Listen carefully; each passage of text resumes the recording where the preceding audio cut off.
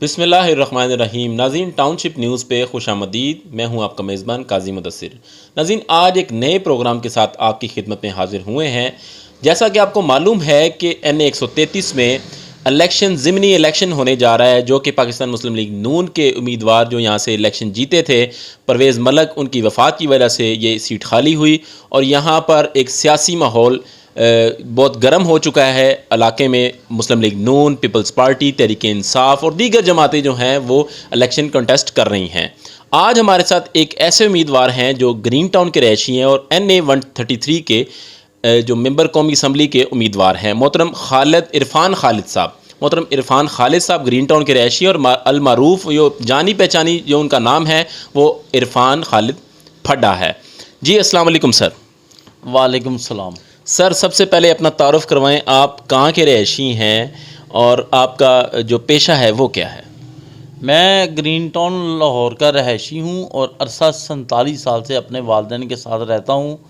Block number 5 sector D2 main market green town में मैं जवान हुआ हूँ और 47 साल से अपने वालिद साहब के साथ वालिदैन के घर में ही रहता हूँ और आज तक मैंने सोशल वर्कर के तौर पर काम भी किया, लेकिन मैंने ऐसा काम नहीं किया जिससे मेरे रिज़्क में हराम लिखा जाए। और आज तक ना मैंने कोई जायदाद बनाई है, बल्कि मेरे वालिद साहब को 47 साल हो गए हैं। Green town MC boys high school में बतौर टीचर के तौर पर उन्होंने ड्यूटी सर अंजाम दी और बड़ी ईमानदाराना, मौजूदाना और बहुत ही मौजूदाना तरीके से अपनी ड्यूटी को सर अंजाम देते रहे।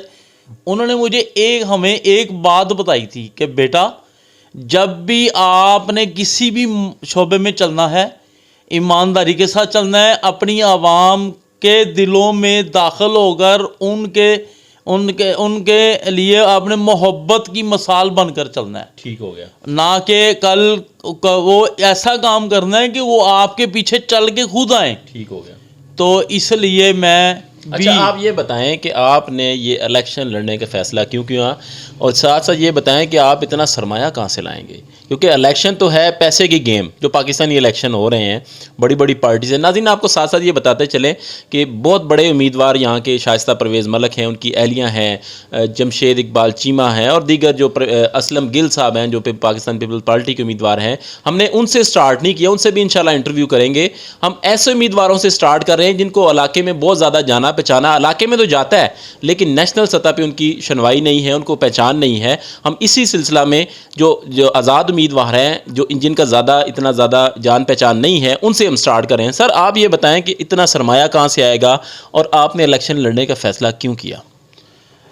बात ये है कि वो कौमें हमेशा पीछे रहती हैं जो सरमाए की गरज से मैदान में आती हैं और सरमाए की आड़ में गरीब तबके के लोगों को सब्ज़ बाग दिखाती हैं और इन सब्ज़ बाग दिखाने के अलावा उनको सरकारी नौकरियों के झांसे दिए जाते हैं। बेवा औरतों को दीगर बहुत कीमती वरमरा दी जाती हैं, उनको बड़े झांसे दिए जाते हैं और उनके जज्बात से खेल कर उनसे वोट कास्ट करवा कर और ख़ुद कनाडा, लंदन रवाना हो जाते हैं। उनके पास जैसा पैसा होता है वैसे ही वो इक़्तिदार में आते हैं, वैसे ही वो रफू चक्कर हो जाते हैं।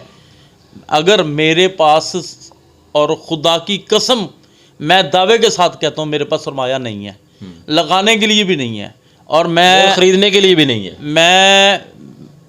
मैं मैदान में आया ज़रूर हूँ लेकिन मैं आया नहीं हूँ। मेरे इस ज़मीर ने और मेरे दिल ने और मेरे दिल में रहने वाले दर्द ने इस अपने NA 133 की आवाम को उनका सोया हुआ ज़मीर जगाने के लिए मजबूर किया कि इरफान, तू भी अपने मैदान में आ और इन लोगों को बता कि इन सियासतदानों ने आज तक हमारे गरीब तबके के जज्बात से खेला, वोट कास्ट करवाए और रफू चक्कर हो गए और मेरे पास कुछ नहीं है। और खुदा का शुक्र है कि मेरे पास इज़्ज़त है, एक काबिलियत है, मेरे पास एक सलाहियत है, लेकिन मुझे जिसने खड़ा किया है वो तमाम तर जितनी भी सियासी पार्टियां हैं, उन सियासी पार्टियों के बड़े काबिल तरीन मोअज़्ज़ज़ नौजवान हैं जिन्होंने अपने इस NA 133 की माशी हालत और आवाम की बेबसी और मज़दूरों को ईड़ियाँ रगड़ते हुए मरते हुए देखकर उन्होंने फैसला किया कि इरफान खालिद साहब, आप एक सोशल वर्क, जरूरतमंद, दिलेर और सीनियर सहाफ़ी हैं, आप हमारे इलाके में MNA का इलेक्शन लड़ें, हम सब आपके साथ हैं। जब मैंने उनका कहा यार भाई मेरे पास तो एक पैसा पाई भी नहीं है, मैं कैसे अपना इलेक्शन को मैदान में आऊँगा। उन्होंने कहा आप सिर्फ खड़े हों, हमें आप पर पूरा यकीन है। सरदार इखलाक अहमद ख़ान, सैयद इजाज़ शाह गोरा साहब, उन्होंने मुझे ये कहा, ये याद करवाया, पाकिस्तान पीपल्स पार्टी के मजीद चेयरमैन साहब के बेटे कामरान मजीद चेयरमैन, उन्होंने मुझे ये याद कराया। पाकिस्तान नून लीग के नासिर भट्ट, उन्होंने मुझे ये याद कराया कि यार हमारे इस मुआशरे में तुम्हारे जैसे दलेर सहाफ़ी की और जो कैंडिडेट की बहुत अच्छा ज़रूरत है। अच्छा ये बताएं खालिद साहब, आपने बहुत सी सियासी पार्टियों के वर्करों के नाम लिए हैं, आया उन्होंने आपसे वादा किया कि वो आपको वोट दिलवाएंगे? हालांकि वो तो PTI के, नून लीग के, पीपल्स पार्टी के उम्मीदवारों के वो हामी भी कह सकते हैं आप उनको, लेकिन आपको भी वो एक तरफ से आपको एक झांसा तो नहीं दे रहे वो? मैं कॉन्फिडेंस तौर पर अपने यकीन कामिल और ख़ुद इतमादी के साथ कहता हूँ कि मुझे वो झांसा नहीं दे रहे। अल्लाह के हुक्म से मुझे वोट लेने का शौक़ नहीं है, मुझे जो वोट मिलना है वो तकदीर और मुकद्दर का मिलना है, और जिसने भी मुझे वोट देना है अपने दिल के दर्द से देना है। और वो तो बेचारे मेरे दोस्त मेरा साथ दे रहे हैं, फ्लैक्सें भी बनवा रहे हैं, पम्फलेट भी बनवा रहे हैं, पोस्टर भी बनवा रहे हैं, और ख़ुद मेरे पास कोई नहीं है। मेरी जो फीस, कैसा मुकाबला करेंगे इनके सरमाए का, इनके वोटों का? उनके वोट बैंक बहुत ज़्यादा है, पाकिस्तान मुस्लिम लीग नून का यहाँ पर वोट बैंक है। इंशाल्लाह ताला मैं दावे के साथ कहता हूँ, जिस तरह मैं कैंपेन कर रहा हूँ और कैंपेन के लिए निकला हूँ, ये नून लीग क्या, नून लीग का एक जो पर्व है ना, वो भी इस हल्के से इलेक्शन नहीं जीत सकता। ज़बान से निकली हुई मिठास से और दिमाग ठंडे से। देखें, इंसान को खुशफहमी में नहीं रहना चाहिए, ठीक है, खुशफहमी में नहीं रहना चाहिए। बिल्कुल। बात यह है कि ये लोग आते हैं दूर दराज से आते हैं, इनका कोई पता नहीं कहाँ से आते हैं, ये आते हैं सब मुख्तलिफ लाहौर के मुख्तलिफ इलाकों से आते हैं, कोई रावलपिंडी से आ रहा है, कोई कराची से आ रहा है, कोई कहाँ से आ रहा है। इन गरीब मासूम आवाम का कोई हाल नहीं। और ये क्या, ये बेचारे उनकी सबज बातें सुनते हैं, गुमराह होते हैं, इनको मक्खन लगाए जाते हैं। और इन सियासतदानों ने खुदा की कसम, इन्होंने ये खाली N133 नहीं, पाकिस्तान का बेड़ा गर्क कर दिया है। और सियासत का मीन्स मतलब क्या है, अगर हमारी इन गरीब तबकों को पता लग जाए कि सियासत का मतलब क्या है, ये खुद ही गरीबों को पकड़वाते हैं, खुद ही गरीबों को छुड़वाते हैं, और ऐसा काम करते हैं कि लोग मजबूर होकर नून लीग जिंदाबाद, पाकिस्तान पीपल पार्टी जिंदाबाद, PTI जिंदाबाद और तमाम जमातें जिंदाबाद। बात यह है कि ये खोखले नारे लगवाने के लिए इन गरीबों को जज्बात से इनकी ब्रेन वॉश करके इनको अपनी तरफ माइल किया जाता है। मैं इन सियासतदान को कहता हूँ, या खुदारा इस पाकिस्तान में मोहब्बे वतन पाकिस्तान बन के चलो, नहीं तो ये छोड़ दो। मैं तो कहता हूँ, या बारी ताला इन सियासतदानों को निस्तर नबूद फरमा, जो हमारे प्यारे पाकिस्तान की गरीब आवाम के जज्बात से खेल कर वोट लेते हैं और कनाडा, UK, लंदन रवाना हो जाते हैं। अच्छा ये बताएं कि कुछ लोग कह रहे हैं कि आपको किसी सियासी पार्टी ने बतौर बैकअप कैंडिडेट खड़ा किया है ताकि उनका कोई अगर खुदा न खास्ता कोई हो तो आपको वो आगे ले आएँ, ऐसी बात में कितनी सच्चाई है? मुझे अल्लाह के हुक्म से, मैं अल्लाह और अल्लाह के रसूल को हाज़िर नाज़िर जानकर कहता हूँ कि मैं एक गरीब तबके से तल्लुक़ रखने वाला एक आम सा बंदा हूँ, ठीक है। और मुझे किसी भी सियासी पार्टी ने ना मुझे आगे कैंडिडेट इंडिपेंडेंट फ्रंटमैन रखा है, और ना मैं किसी की बातों में आता हूँ। बात ये है कि मैं 18 साल की उम्र से लेकर आज तक N133 में ना मैंने गर्मी देखी, ना इस गर्मी की तपती सड़कें देखी, ना तपश देखी, ना मैंने सर्दी देखी, ना सर्दी की ठरती हुई ठंड देखी, ना मैंने कोई आंधी देखी, ना मैंने तूफान देखा, और लाइनों में लग कर इन सियासतदानों को वोटकास्ट किए।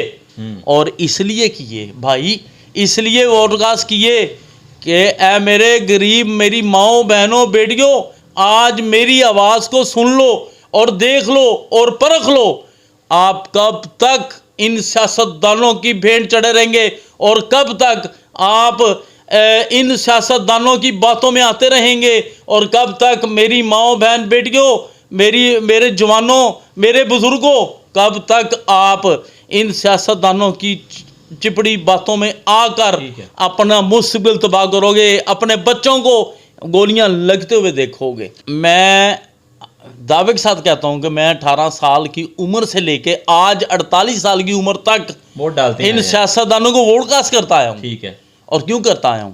इसलिए करता आया हूं कि मेरी गरीब तबके की आवाम और मेरी माँ बहन बेटियों के अंदर बेहतरी आए। लेकिन खुदा की कसम बेहतरी आई कहाँ आई? बेहतरी आई कहाँ आई? बेहतरी आई सियासतदानों के अपने चहेतों में आई, उनके बच्चों में आई, उनके ख़ानदानों में आई, उनमें बेहतरी आई, और ये बेहतरी लेकर ये कनाडा, यूके, लंदन रवाना। अच्छा ये बताएं खालिद साहब कि आप इलेक्शन अब होने जा रहा है 5 दिसंबर को, आने जैसे जैसे वक्त करीब आता जा रहा है, कुछ लोग उम्मीदवार बैठेंगे किसी के हक़ में, आपका इरादा ऐसे है कि पैसे लेके आपको ऑफ़र होती है बड़ी पार्टी की तरफ से कि आप इतने पैसे ले लें, सरमाया हमारी तरफ से ले लें और हमारे हक़ में बैठ जाएं, खालिद फड्डा दोबारा ये इंटरव्यू देने के काबिल होगा? यहाँ पर ये बताएं।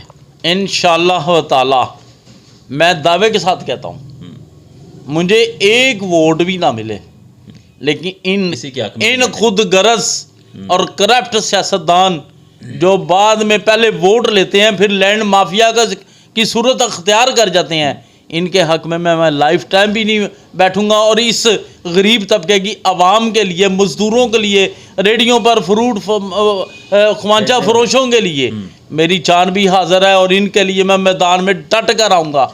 और मैं कभी भी इन सियासतदानों से ऐसे पैसे लेने से बंदे को किसी छप्पड़ में डूब के मर जाना चाहिए। वाह जी नाज़रीन, इन्होंने कहा कि ये ऑन रिकॉर्ड ये बात कर रहे हैं कि ये किसी कैंडिडेट के हक़ में नहीं बैठेंगे और ये आखिरी दिन तक लड़ेंगे, चाहे उनको एक वोट भी ना पड़े। अच्छा फड्डा साहब ये बताएं कि आप इलेक्शन फ़र्ज़ करें इंशाल्लाह जीत जाते हैं, हमारी दुआएं नेक ख्वाहिशात आपके साथ हैं, इलेक्शन जीतने के बाद आप बिलखसूस आप कौमी असम्बली मेंबर, कौमी असम्बली तो बन जाएंगे, बड़ी अच्छी बात है, लेकिन इलाके की बेहतरी के लिए आप देख रहे हैं सादिक चौक से लेके चांदनी चौक से लेके मुस्लिम चौक तक, कीरा रोड देख लें, दिग्गर जितनी भी रोड्स हैं, जैसे 2 साल हो चुके हैं वो तरक्याती काम ऐसे ही पड़े हुए हैं, पेंडिंग है। गंद की सूरत हाल आप देख सकते हैं, इलाके में कितना गंद पड़ा हुआ है, लाहौर पूरे में गंद पड़ा हुआ है। उस हवाले से आप क्या इक़दाम करेंगे ये इलेक्शन के वाले, अगर जीते हैं तो ये नाज़रीन को बताएँ। मैं जी आपको एक बात वाज़ह तौर पर बता दूं कि सबसे बड़ी अहम बात ये होती है दर्द के रिश्ते की। ये हमारे जो गरीब तबके की मुश्किल, इस महंगाई के दौर में मुश्किलात के वक्त से जो गुजर रहे हैं ना, जिनकी हालत, मुआशी हालत बदहाली का शिकार हो चुकी है। ठीक है।